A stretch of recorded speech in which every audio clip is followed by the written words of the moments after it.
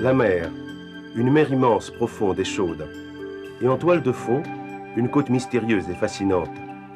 C'est ce qui attendait les navigateurs de l'Antiquité, qui se dirigeaient timidement vers la terre promise.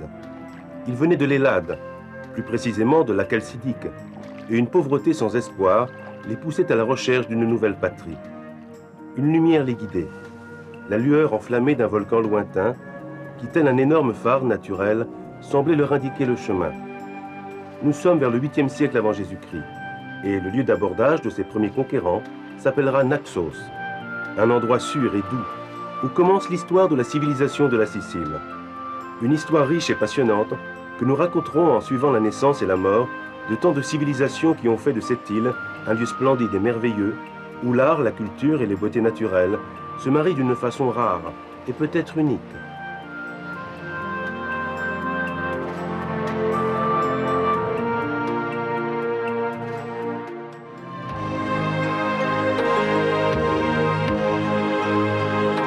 Mais revenons à nos colons. Les précieux témoignages qui nous sont parvenus de l'antique Naxos nous enseignent beaucoup de choses sur leur vie. Ils profitèrent du tempérament doux de la population locale et rapidement, ils réussirent grâce au commerce à conquérir richesse et pouvoir, tirant profit d'une civilisation supérieure et d'une terre particulièrement généreuse. La ville fut détruite en 403 avant Jésus-Christ par l'un des nombreux monarques que nous rencontrerons au cours de notre voyage, Dion de Syracuse, tyran d'une autre colonie grecque destinée à marquer l'histoire, Syracuse.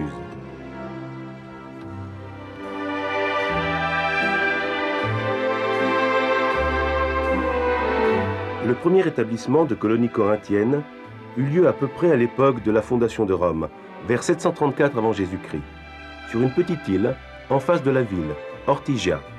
La légende veut que ce soit l'oracle de Delphes lui-même qui leur ait indiqué cet endroit, tout en leur promettant la gloire et la richesse.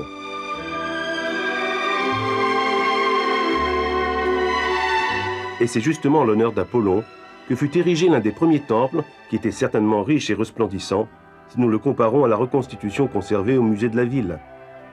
En réalité, la raison de ce choix fut d'ordre beaucoup plus pratique. En effet, l'endroit était agréable, facilement défendable, et de plus, il était mis en valeur par une source abondante, l'actuelle source Aréthuse.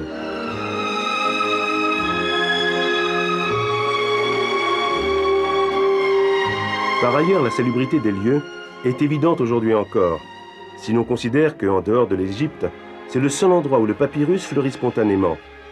De magnifiques spécimens poussent en abondance sur les rives de la rivière Siane, et de plus, un musée de la ville, où l'on continue à l'utiliser pour produire des parchemins suivant les méthodes employées par les Égyptiens il y a 3000 ans, lui a été consacré.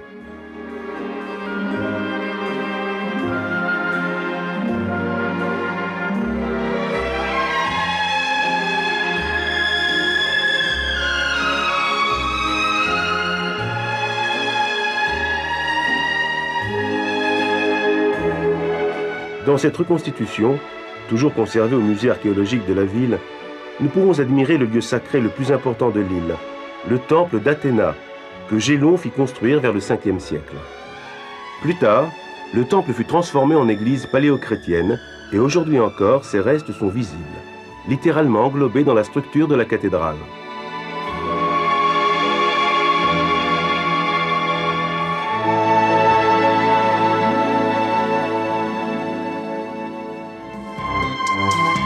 Au rythme de la croissance de la prospérité, la ville s'élargit sur la terre ferme. Et il s'agit d'une expansion remarquable, si déjà au 5e siècle, elle possédait l'un des théâtres les plus grands et les plus spectaculaires qui nous soient parvenus. Le théâtre grec de Syracuse, qui aujourd'hui encore est le siège d'importants spectacles, pouvait recevoir plus de 15 000 spectateurs, et il était au cœur de la vie culturelle de la cité.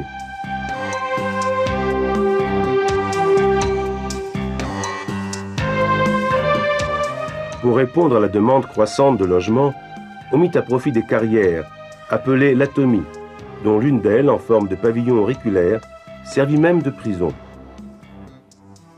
Au XVIIe siècle, le célèbre peintre Caravage fit courir le bruit que le tyran Dion de Syracuse profitait de son exceptionnelle capacité de résonance acoustique pour écouter les conversations des prisonniers.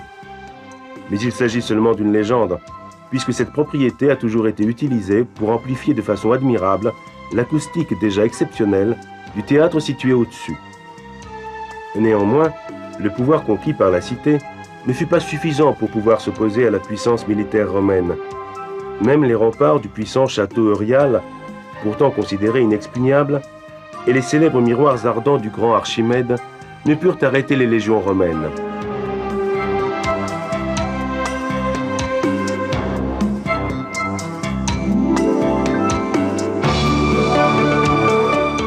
Les Romains assiégèrent la ville en 213 avant Jésus-Christ. Et suivant l'usage de l'époque, ils la mirent à feu et à sang, allant même jusqu'à exécuter le grand mathématicien de génie.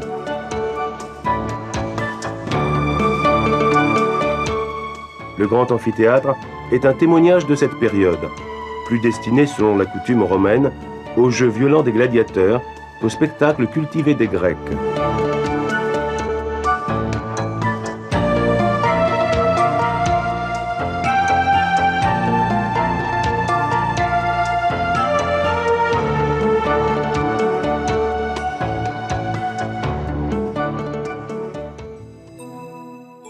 Une autre colonie syracusaine sur la côte nord de l'île éveilla la convoitise de Rome, Tindari, qui fut fondée par Dionysos Ier vers l'an 396 avant Jésus-Christ. Mais ses habitants, qui avaient intelligemment flairé la puissance de l'envahisseur, ne s'opposèrent pas à lui. Au contraire, ils lui offrirent leur alliance et évitèrent ainsi que leur ville ne soit détruite. Ces vestiges nous offrent donc probablement une image fidèle de ce qu'elle était au moment de son expansion.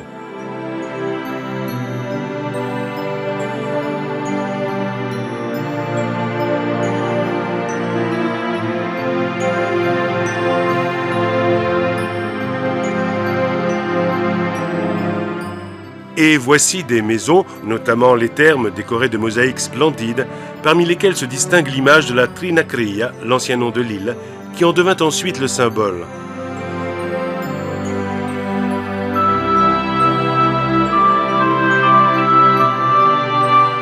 Le très beau théâtre, comme d'habitude, a été construit de manière à avoir la mer en toile de fond.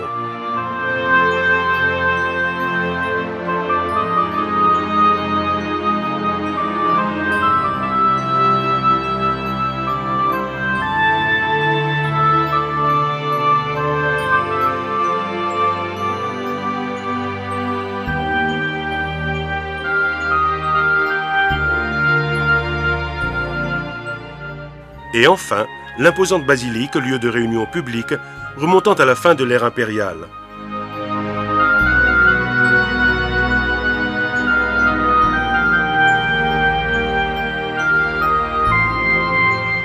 Aujourd'hui, Tindari est dominé par un autre lieu de culte, le sanctuaire de la Vierge Noire. Ce nom lui vient de la statue de la Vierge, de provenance orientale, qui y est conservée. Il a été reconstitué tel qu'il était, avant d'être détruit au XVIe siècle par le corsaire algérien Barberousse. Mais revenons maintenant à nos premiers colonisateurs. Près de Syracuse, on peut encore admirer les ruines de la très ancienne Megara Iblea, ville fondée, comme nous l'avons dit, en même temps que Naxos, au 7e siècle.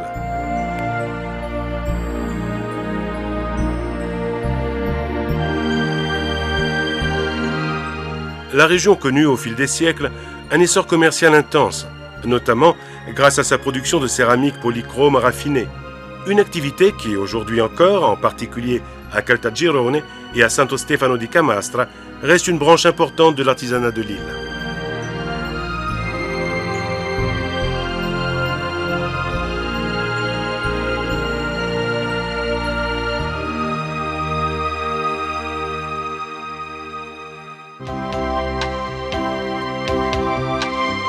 Grâce à une activité commerciale florissante, Mégare accrut considérablement sa puissance, au point d'entraîner l'expansion de la cité par la création de nouvelles colonies.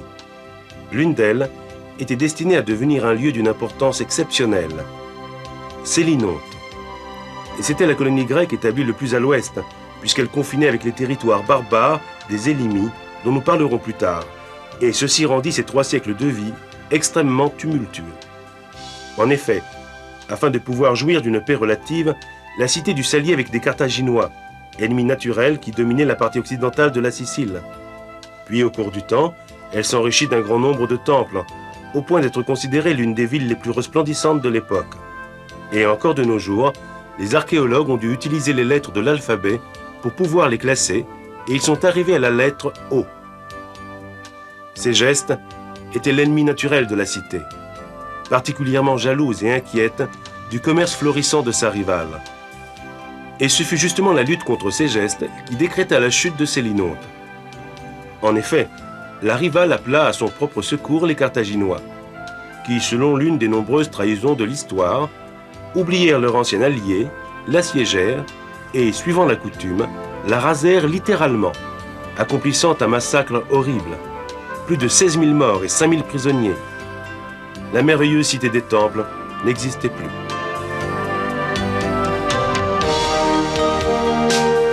Mais la vengeance des Grecs ne tardera pas à arriver et une période sombre arrivera également pour Ségeste, la traître. La ville s'étendait sur les flancs du mont Barbaro, dans un emplacement idéal, comme en témoigne son théâtre situé face à une cavea de plus de 60 mètres, donnant sur un immense panorama. Ségeste était l'un des centres les plus importants des Élimis, une population formée, semble-t-il, d'exilés troyens, arrivés en Sicile à la fin du 2e millénaire avant Jésus-Christ. Nous disions donc que son alliance avec les Carthaginois ne lui fut point pardonnée par les Grecs, et en particulier par les Syracusains, qui, à la suite de sièges répétés, parvinrent à la détruire sous la conduite d'Agathocle en 306 avant Jésus-Christ.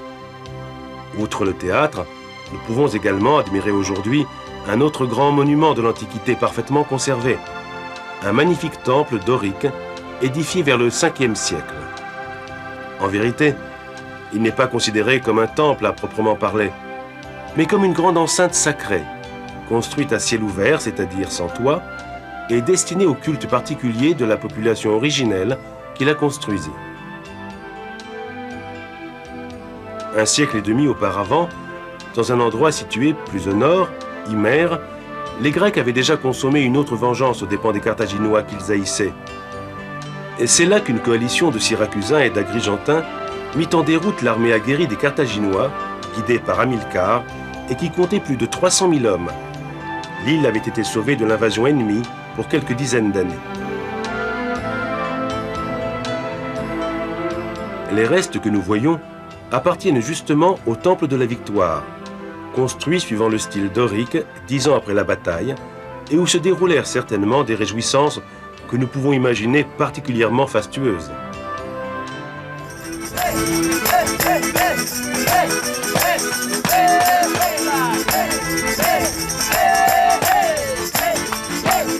Rejoignons maintenant un autre lieu mythique de la Sicile, où nous attend une grande fête traditionnelle. Nous voici à Agrigente, où nous assistons à l'un des nombreux spectacles organisés à l'occasion de la Sagra del Mandorlo in Fiore, fête des amandiers en fleurs, au cours de laquelle, dans une explosion de joie, les habitants témoignent de leur amour pour leur propre terre et pour le climat extraordinaire dont elle bénéficie.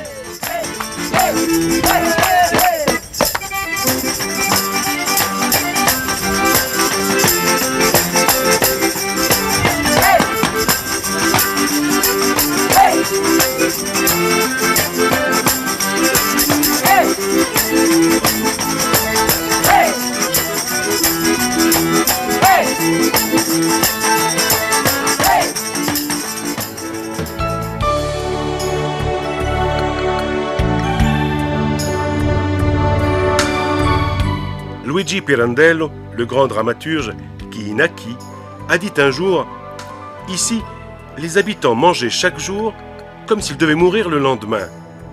Et ils construisaient des maisons et des temples comme s'ils devaient ne jamais mourir. »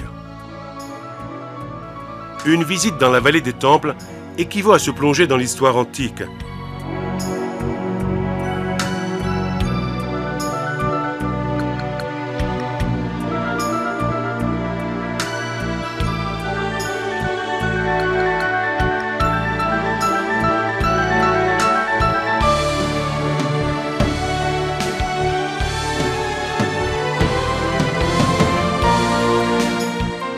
Le temple de la Concorde, à lui seul, suffirait à en faire un lieu d'une grande valeur historique.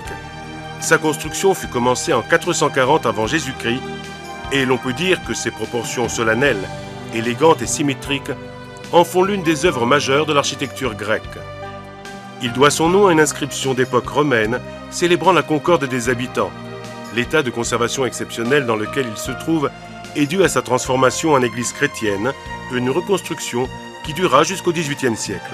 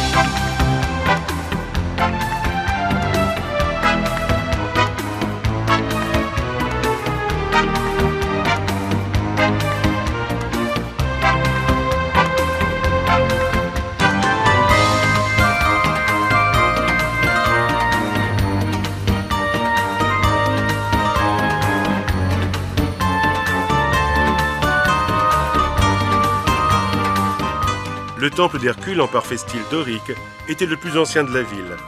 Il remonte à la fin du VIe siècle.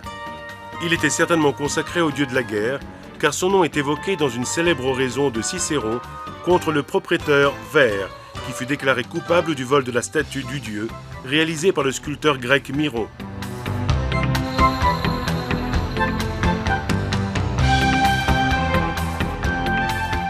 La majestuosité des constructions originales est confirmée par cette copie du Télamon, l'une des immenses statues mesurant 8 mètres de hauteur, qui soutenait la trabéation du temple de Jupiter Olympe, qui avait les dimensions, semble-t-il, d'un stade de football. Voici l'original d'un autre Télamon, conservé au musée de la ville.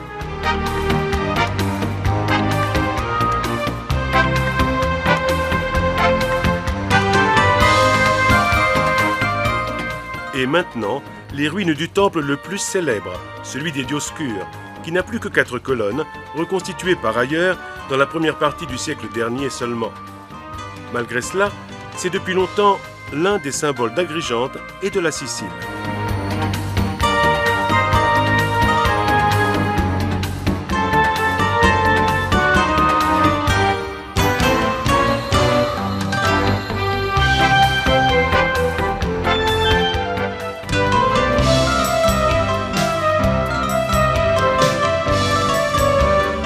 Autre splendeur d'Agrigente, la mer, incroyablement pure et limpide, que vous pourrez aller admirer sur une petite île lointaine en partant d'ici. Lampéduse.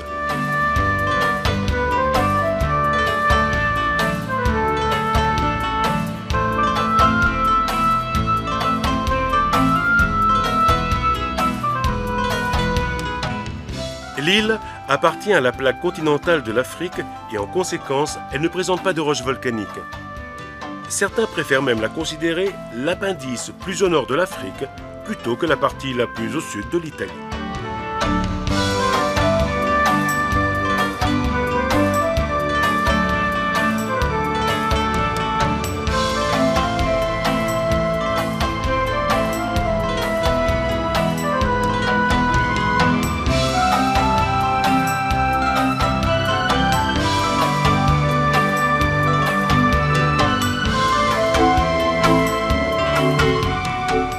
Fertile et verte à l'origine, elle fut complètement déboisée par ses habitants au siècle dernier.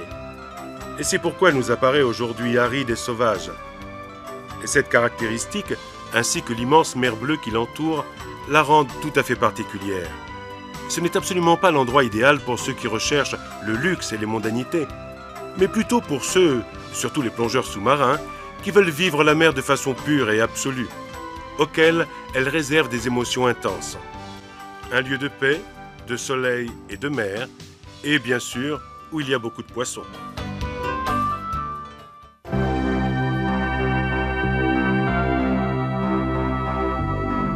Et si l'on n'est pas encore rassasié d'histoire et de culture, voici de nouvelles découvertes sensationnelles.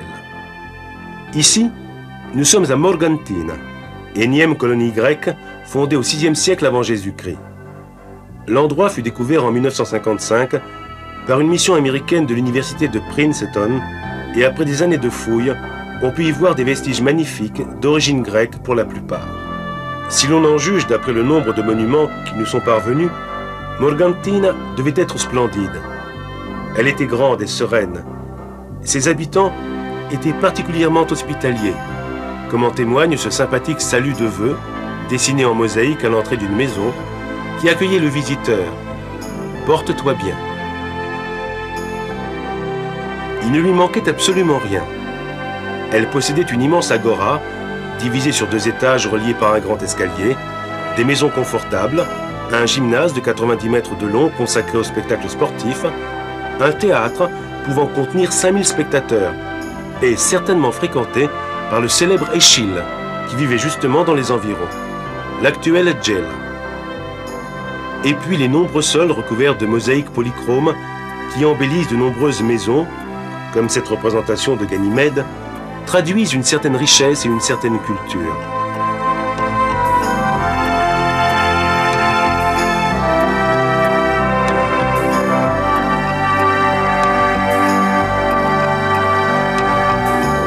Mais d'autres mosaïques encore plus belles nous attendent à quelques kilomètres d'ici.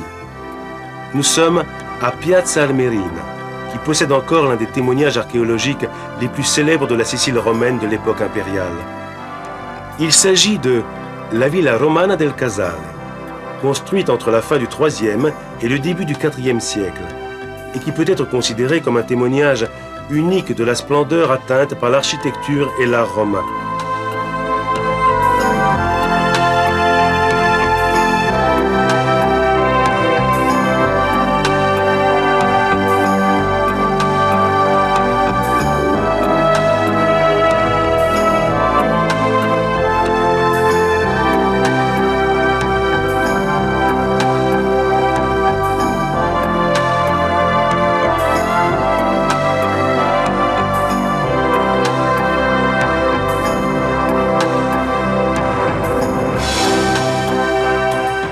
Demeure luxueuse, la villa s'articule en 3 grands groupes de salles, selon une unité de projet et une habileté de construction qui nous laisse vraiment en admiration. Comme nous étions en train de le dire, les grandes mosaïques ornementales et illustrées qui la décorent de partout, sur une surface de 3500 mètres carrés, sont exceptionnelles. Nous nous trouvons face à un ensemble qui, dans son genre, n'a certainement aucun rival parmi tous les témoignages qui nous sont parvenus du monde antique. Des scènes de chasse grandioses, une description très soignée de chaque espèce animale, des scènes de la mythologie, et même le propriétaire et sa famille qui accueillent leur hôte à l'entrée de la maison.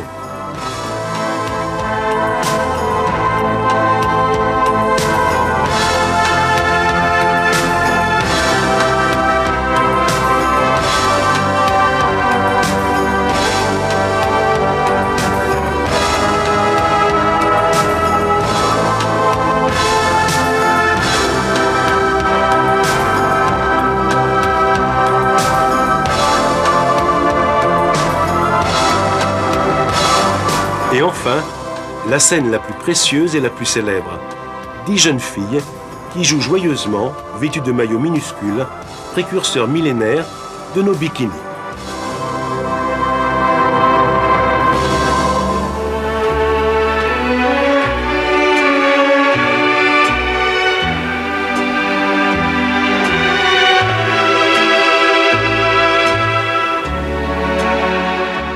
Finalement, les modes actuels n'ont pas tellement changé. Beaucoup d'autres jeunes filles en maillot à vous couper le souffle envahissent durant les mois d'été les plages des nombreuses îles qui font de la Sicile un paradis des vacances. Ici, nous sommes sur les plus célèbres de toutes, les îles éoliennes, 7 sœurs de roches volcaniques qui émergent d'un profond abysse bleu.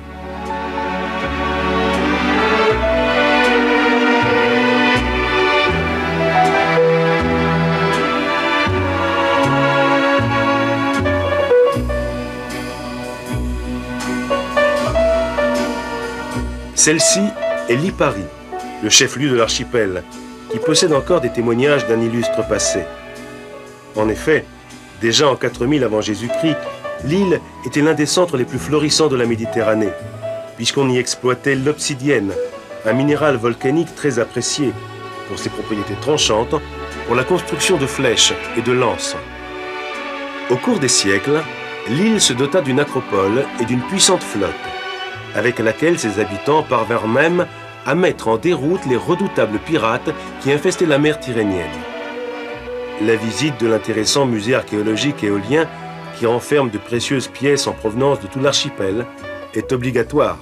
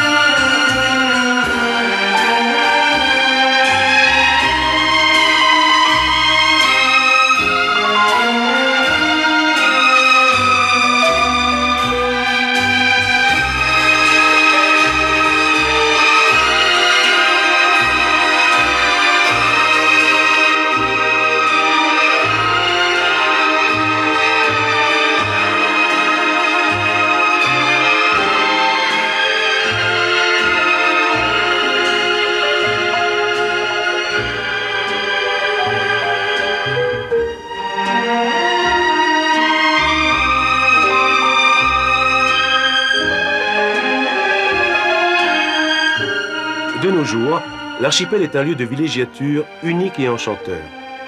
Outre Lipari, on pourra choisir la sérénité de Salina, les mondanités de Panarea, l'émotion de vivre à Stromboli sur un volcan actif, la beauté sauvage de Alicudi et de Filicudi, jusqu'à la magique Vulcano, dominée par le grand cratère, étincelement en apparence, mais qui en réalité est animée d'une vie souterraine obscure et puissante, redoutée et fascinante.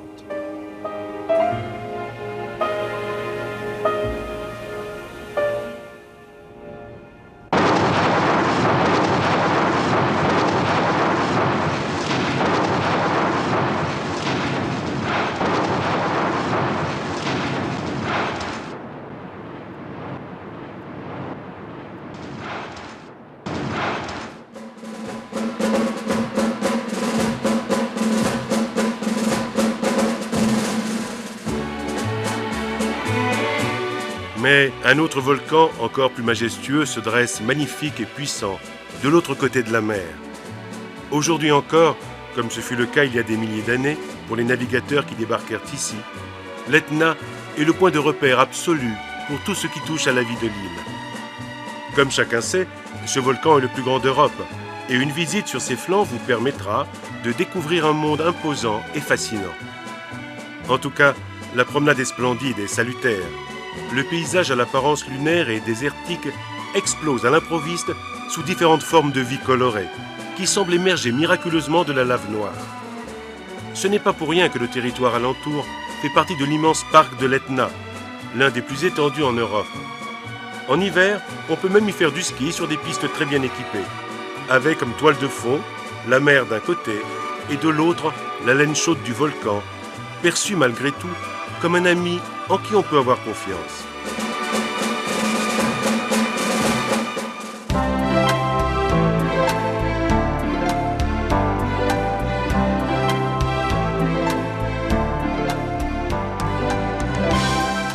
Ce ne fut pas ainsi, cependant, la nuit du 28 décembre 1908, lorsque Messine fut secouée par l'un des plus violents tremblements de terre des derniers siècles. Quelques secondes de furie de la nature réduisirent la ville en miettes.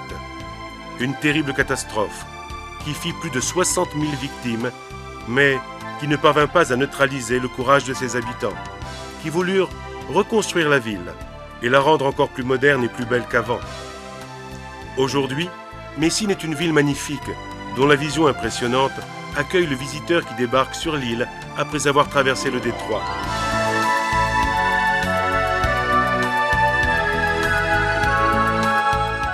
Voici le splendide dôme d'architecture normande, près duquel un campanile est lancé, abrite l'une des plus grandes et des plus complexes horloges du monde qui fut fabriquée à Strasbourg vers les années 30 d'après un projet de l'architecte Francesco Valenti et qui contient un rouage d'horlogerie stupéfiant.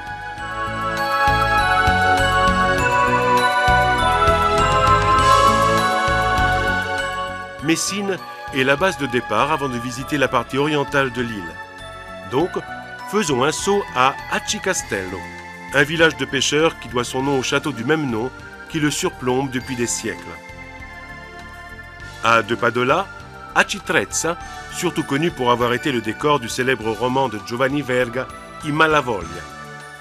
Le panorama de la petite ville est enrichi par les Scole dei Ciclopi, rochers des Cyclopes, de grands rochers noirs que la légende identifie comme étant les rochers lancés par Polyphème contre Ulysse, qui l'avait rendu aveugle. Tout près de là, une autre visite intéressante, Aci Reale, un centre thermal très connu et enrichi de superbes églises, comme la cathédrale et l'église des saints Pierre et Paul.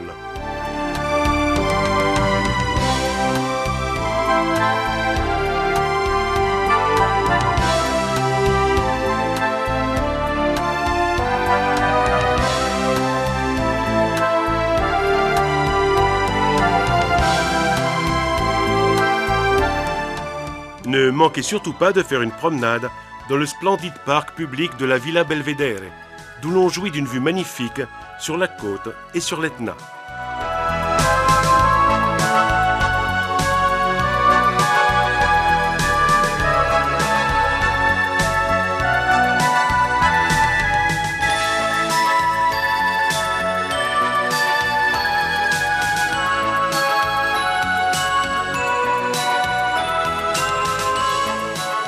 Un peu plus au nord, un autre lieu célèbre de la côte. Nous sommes toujours au pied de l'Etna, au voisinage de l'Isola Bella, un coin de mer enchanteur d'où l'on pourra monter vers l'une des plus fameuses promenades de la Sicile, Taormine.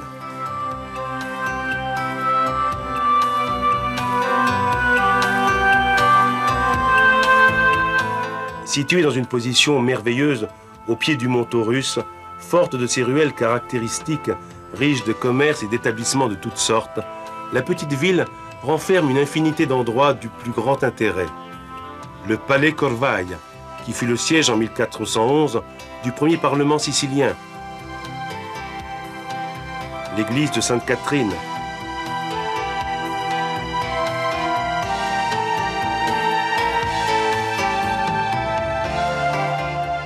La cathédrale, dédiée à Saint-Nicolas et datant du XIIIe siècle.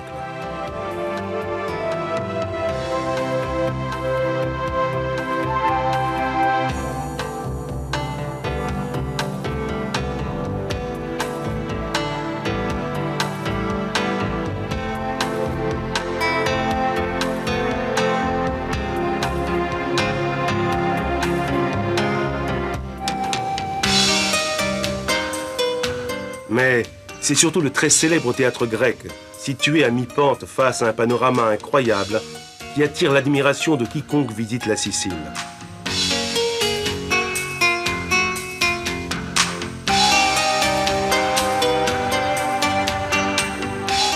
Construit durant l'époque grecque et à la 2e place par ordre de grandeur après seulement celui de Syracuse, ce merveilleux monument symbolise peut-être plus que tout autre l'histoire, l'art et la beauté naturelle et culturelle de cette île.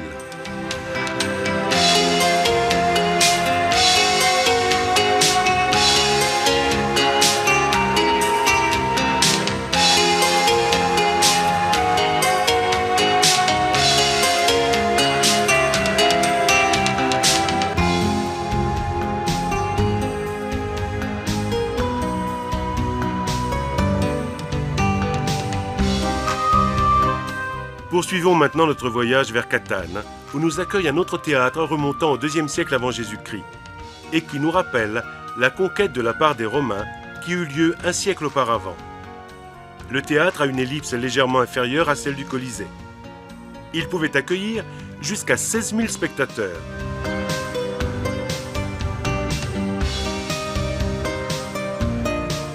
Le cœur authentique de la ville est la Piazza del Duomo, place de la cathédrale, qui est caractérisée par la fontaine de l'éléphant datant du XVIIIe siècle, un obélisque égyptien dressé sur un éléphant qui est depuis longtemps l'emblème de la ville.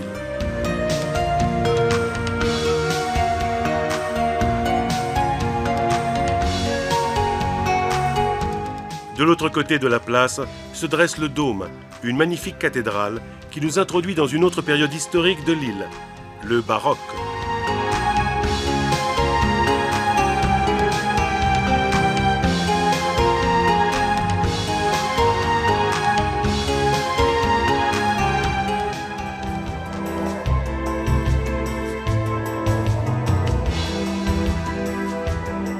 C'est en 1693 qu'un terrible tremblement de terre rasa une petite ville anonyme et honnête, Noto. Mais ici aussi, les habitants décidèrent de ne pas baisser les bras et voulurent reconstruire leur ville selon de nouveaux critères d'urbanisme.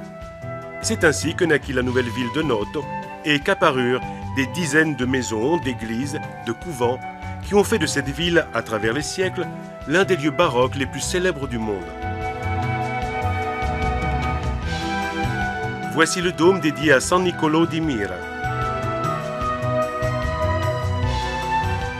L'église de Saint-François, tout près d'un ancien couvent franciscain et du monastère bénédictin du Sauveur. Et puis, des demeures, des rues, des stucs et des décorations qui semblent se défier pour stupéfier et provoquer la jalousie.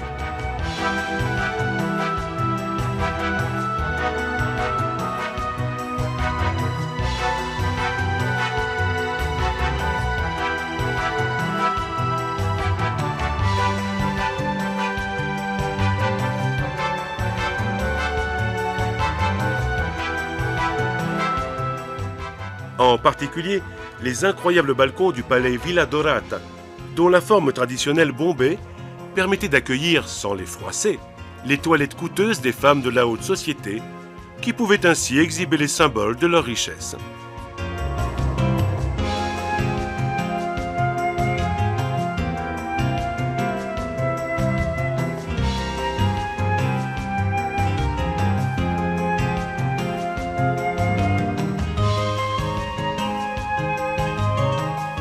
Une autre petite ville, pas très loin de là, Modica, nous permet d'admirer un autre grand monument du XVIIIe siècle, l'église de San Giorgio. Fondée au XIIe siècle, elle fut reconstruite 5 siècles plus tard, d'après les nouveaux critères esthétiques de l'époque, et représente sans aucun doute l'un des témoignages les plus admirables de la période baroque en Italie.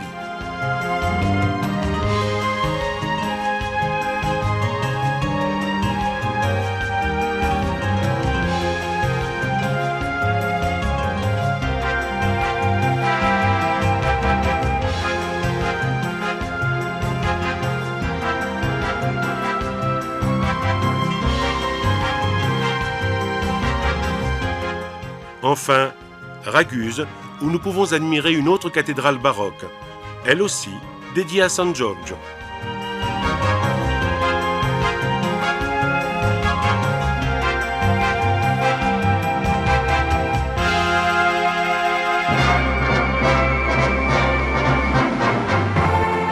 Changeons d'époque et replongeons dans la mer. Si elle n'avait pas eu sa cathédrale, Cefalù serait probablement demeuré un merveilleux et inconnu coin non contaminé de la Sicile.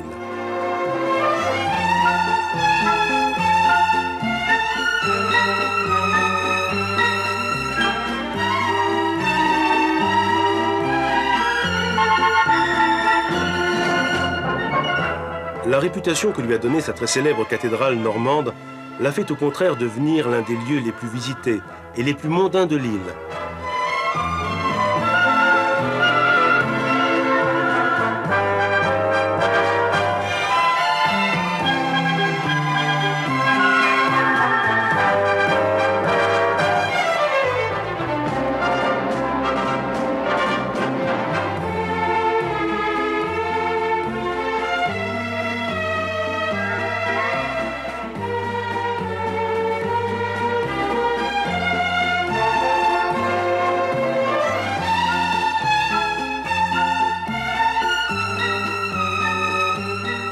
cité ici déborde de jeunesse et de gaieté, et tout contribue à rendre les vacances agréables.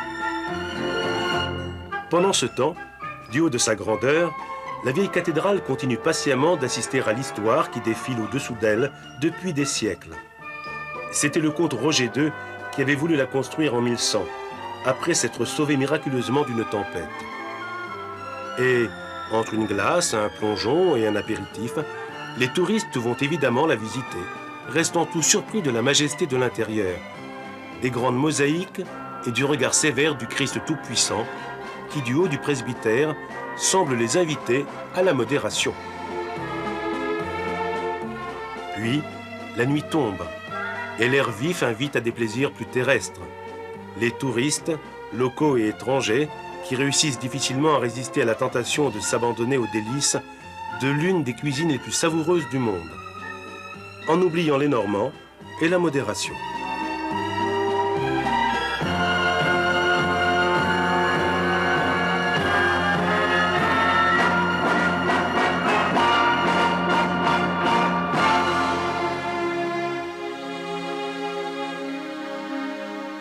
Mais un autre temple était destiné à surpasser la réputation pourtant très grande de la cathédrale de Cefalù. Déplaçons-nous alors à Montréal, une agréable petite ville à 2 pas de Palerme, littéralement dominée par la masse gigantesque de la cathédrale, l'une des plus belles églises de la chrétienté, fondée par Guillaume II en 1174. La vue de ce merveilleux exemple d'art médiéval, dans lequel se mélangent de façon admirable des éléments byzantins, arabes et normands, est tout à fait éblouissante.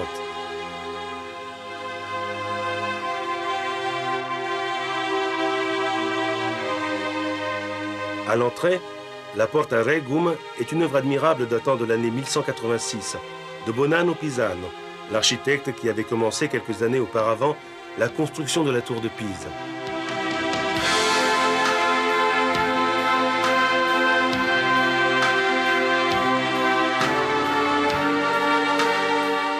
C'est à l'intérieur que la cathédrale éclate de beauté, décorée avec le cycle de mosaïques byzantines le plus complet de tous ceux qui nous sont parvenus.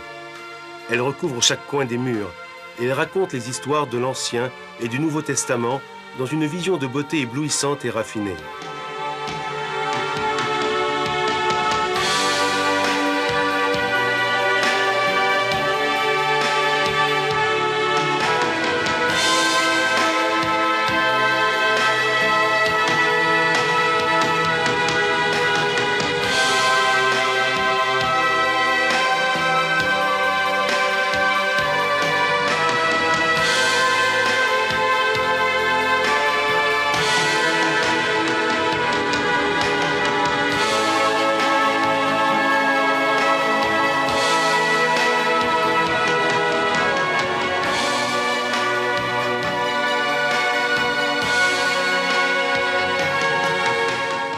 Le cloître du couvent bénédictin, situé juste à côté, est digne de la cathédrale. Parfaitement carré, il mesure 47 mètres de côté et il représente un véritable miracle de l'architecture romane en Sicile.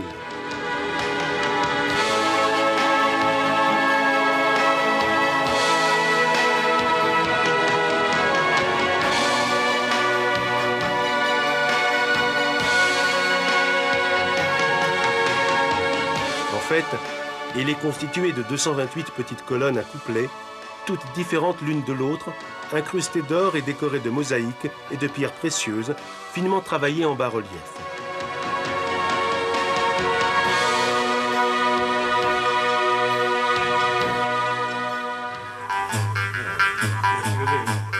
Tous les Siciliens considèrent leur passé culturel comme quelque chose de sacré.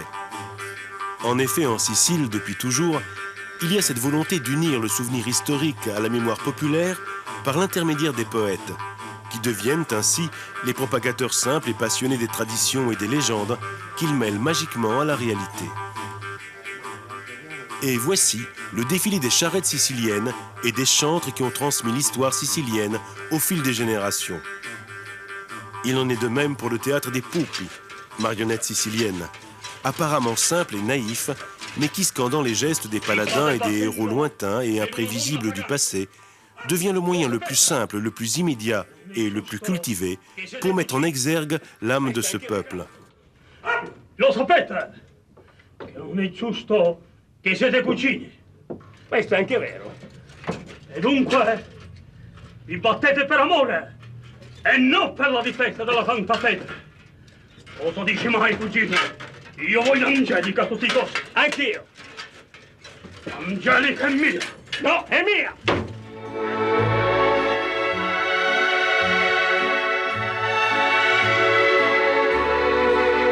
Nous voulons conclure notre voyage à la découverte de la Sicile dans sa ville la plus importante, Palerme, où se résument toutes les histoires et les époques qui nous ont accompagnés au cours de notre récit.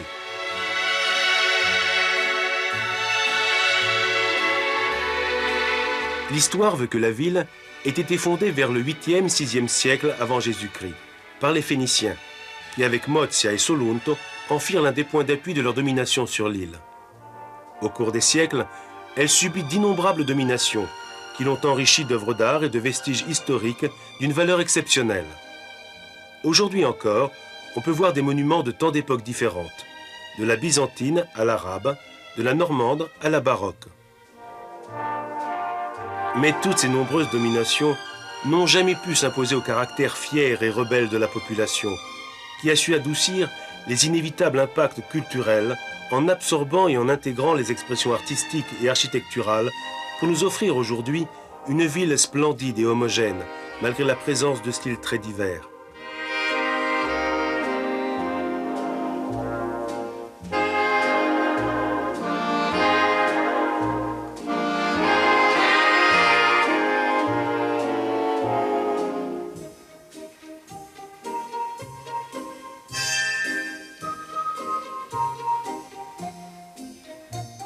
Des nombreux rois légendaires qui y régnèrent, beaucoup sont aujourd'hui enterrés dans la majestueuse cathédrale érigée en 1185 par l'archevêque Gualtiero o Famiglio, sur l'emplacement d'une ancienne basilique, transformée en mosquée par les musulmans.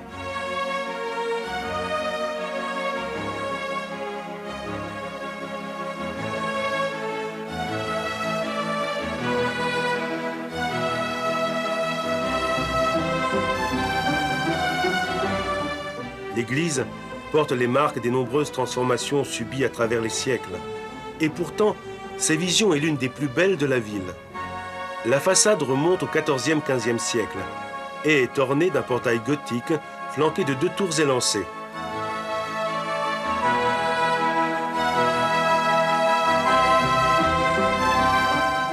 Du puissant côté droit se détache un large porche qui permet d'entrer dans la cathédrale à travers un magnifique portail.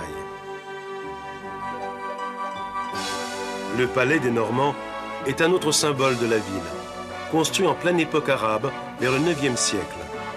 Ce fut la demeure des souverains normands et suèves qui l'enrichirent au point d'en faire le centre le plus important de la civilisation et de la culture d'Europe.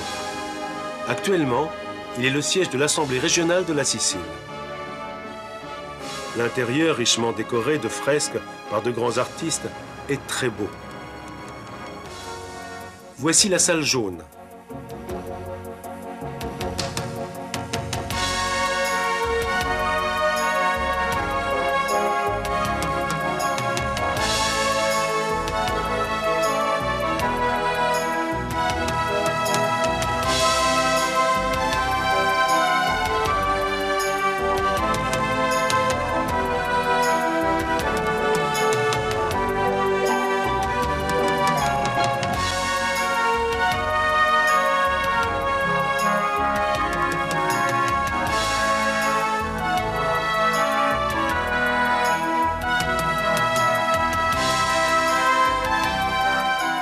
La tour Pisane.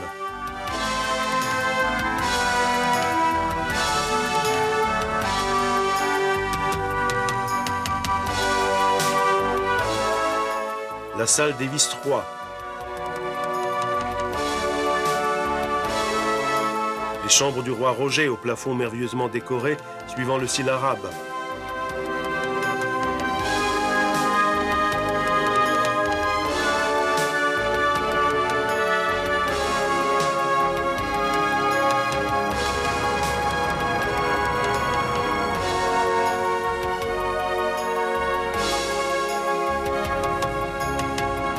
La tour des vents.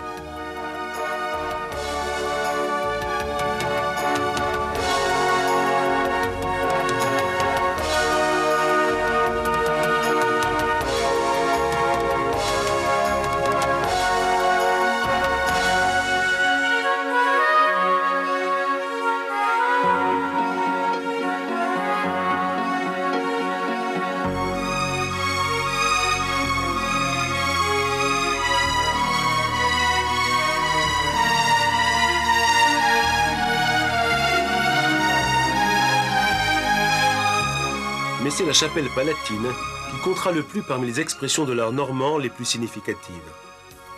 Voulue par Roger II en 1132, la chapelle est importante à cause des mosaïques de tradition byzantine qui recouvrent ses murs.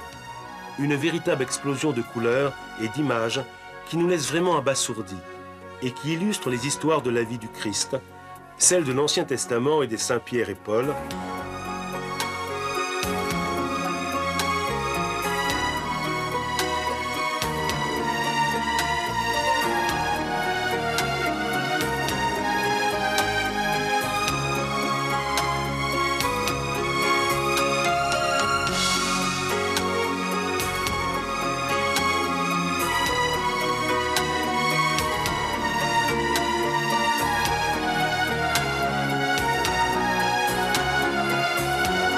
jusqu'à la très belle image du Christ Tout-Puissant qui, solennelle et majestueuse, domine les lieux.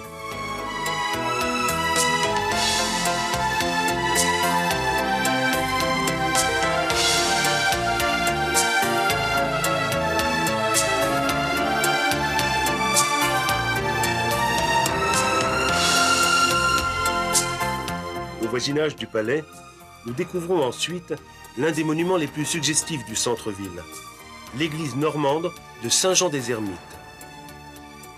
Fondée tout bonnement en 580, l'église fut confiée par saint Grégoire le Grand à l'ordre des bénédictins et elle est bordée d'un magnifique cloître orné de plantes exotiques parfumées.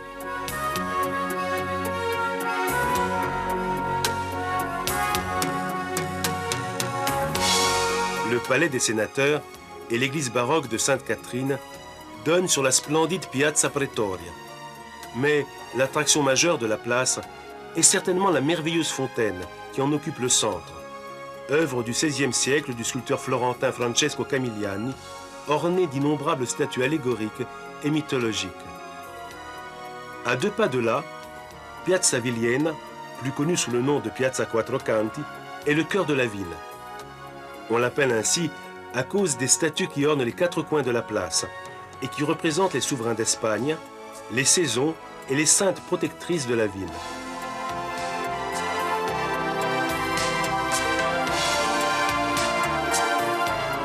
Dans les parages, nous visitons une autre église d'époque normande, Sainte-Marie de l'Amiral, plus connue comme la Martorana.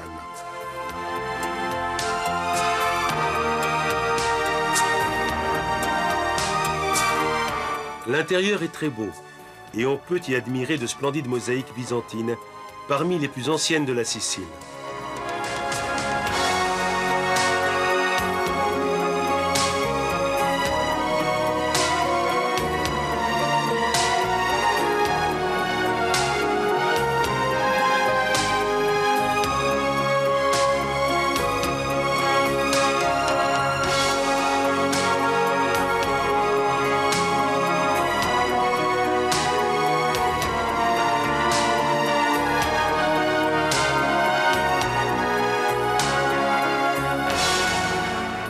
Les restes parfaitement conservés du pont de l'Amiral, avec 7 arches puissantes, témoignent également du haut niveau scientifique et culturel atteint par la Sicile normande.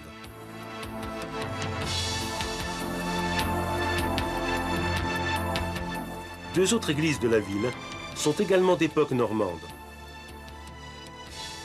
Celle de la Magione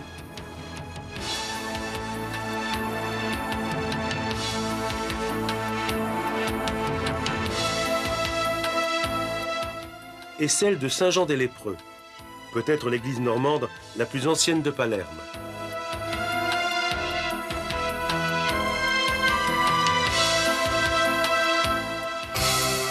Notre visite des principaux monuments normands de Palerme se termine par une halte au palais de la Zisa, dont la construction fut commencée par Guillaume Ier vers la moitié du XIIe siècle, au-dessus d'une précédente bâtisse à l'intérieur d'un grand parc plein de monuments arabes. Ce palais tient son nom d'un mot arabe, Aziz, qui signifie splendide. Il est profondément caractérisé par l'influence orientale qui, comme nous l'avons vu, a marqué de toute son empreinte l'architecture normande en Sicile. Un caractère que l'on retrouve même sur la façade ornée d'une fontaine et de mosaïques, rappelant les luxuriants et frais jardins orientaux.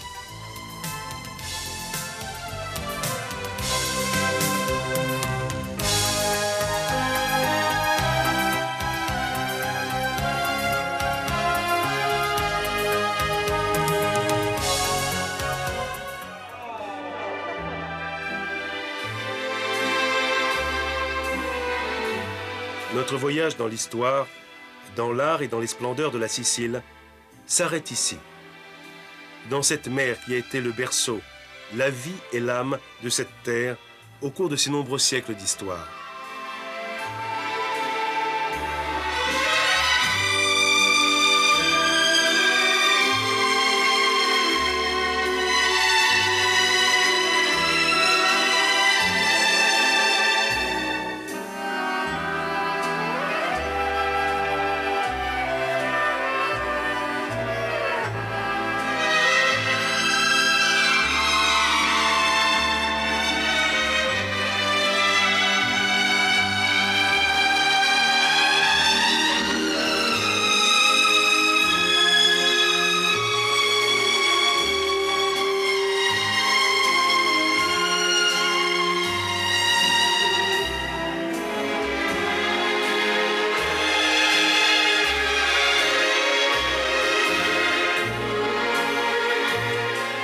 Les derniers joyaux de l'île, nous les trouvons justement aux alentours de Palerme.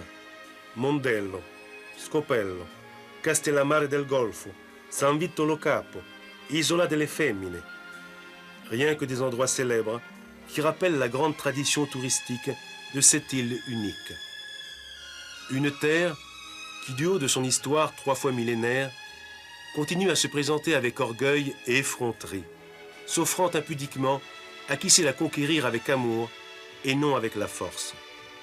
Une terre qui permettra de revivre l'art et la culture des nombreuses civilisations qui l'ont traversée et où l'on pourra se reposer le cœur et l'esprit dans un climat doux et enivrant.